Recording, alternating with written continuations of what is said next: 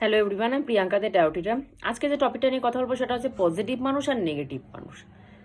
প্রথম কথা বলে রাখি, পজিটিভের থেকে না নেগেটিভের পাওয়ার অনেক বেশি। পজিটিভ মানুষের ধাক্কার দরকার হয় জীবনে চলার জন্য, নেগেটিভ মানুষের কোনো ধাক্কার দরকার হয় না জীবনে চলার জন্য। দুটো উদাহরণ দিয়ে বলছি, সেটা হচ্ছে যখন কুরুক্ষেত্রে যুদ্ধে অর্জুন দাঁড়িয়ে আছেন, তখন সে হাত থেকে গান্ডিব ফেলে দিচ্ছেন, আমি যুদ্ধ করতে পারবো না, যারা অপোজিটে দাঁড়িয়ে আছে সবাই আমার পরিবারের লোক, আমি এদেরকে মারতে পারবো না। ঠাকুরকে বাণী শোনাতে হলো, ঠাকুরকে গীতার পুরো পুরো বিশ্লেষণ করতে হলো তাকে ধাক্কা দেওয়ার জন্য, যে যুদ্ধ করো, এটাই তোমার, তুমি ক্ষত্রিয়, এটাই তোমার ধর্ম, তুমি যুদ্ধ করো। পুরো গীতা শোনাতে হলো তাকে, তাকে ধাক্কা দিতে হলো যুদ্ধ করার জন্য। কিন্তু অপোজিটের কৌরবদের কিন্তু কোনো ধাক্কা লাগেনি যুদ্ধ করার জন্য, একদমই না। তারা একদম স্ট্রং পজিশনে দাঁড়িয়েছিল যে আমরা যুদ্ধ করবই। কিন্তু পজিটিভ মানুষের ধাক্কা লেগেছে কিন্তু যুদ্ধ করার জন্য। তো সেরকমই হনুমানজিও কিন্তু জানতো না যে আমার ভিতরে কি ক্ষমতা আছে।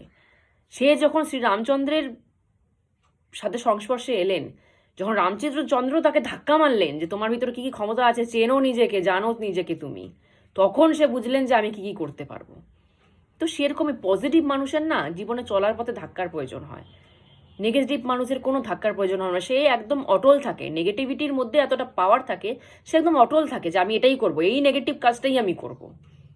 কিন্তু পজিটিভ মানুষের না মন এদিক ওদিক হয়ে যায়, তার জন্য তাকে ঠাকুরের দরকার পড়ে, যে ঠাকুরকে ধরলে পরে সে একটা ধাক্কা পায়, তাকে ধাক্কা দেয় পিছন থেকে, যে চলো আমি আছি, ভয় নেই, অসুবিধা নেই, কোনো প্রবলেমে বললে আমি আছি। তো ধাক্কার দরকার সবসময় পজিটিভ মানুষের হয় লাইফে। সব বেশিরভাগ প্রবলেম কিন্তু মানুষের পজিটিভ মানুষের লাইফে হয়, নেগেটিভ মানুষের লাইফে অতটা প্রবলেম হয় না, আমি দেখি না।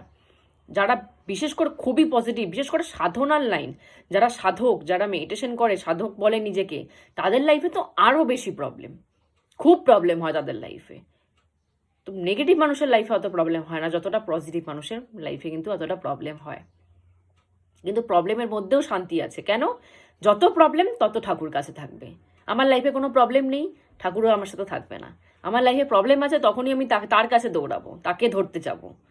তো যত লাইফে প্রবলেম আসবে ভাববা যে ঠাকুর সহায় আছে, এর জন্য প্রবলেমগুলো দিচ্ছে। লাইফে প্রবলেম নেই মানে ঠাকুর তোমার সহায় নেই, তোমাকে ধরতেও চাচ্ছে না। তো প্রবলেম দেখে কখনো ভাববা না, ভাববা যে প্রবলেম আছে মানে ঠাকুরও আছে, প্রবলেম নেই মানে ঠাকুর নেই। এটা ভেবে চলবা, তাহলে আর কোনো লাইফে অসুবিধা হবে না। তো আজকের মতো এখানেই স্টপ করছি। জয় গুরু।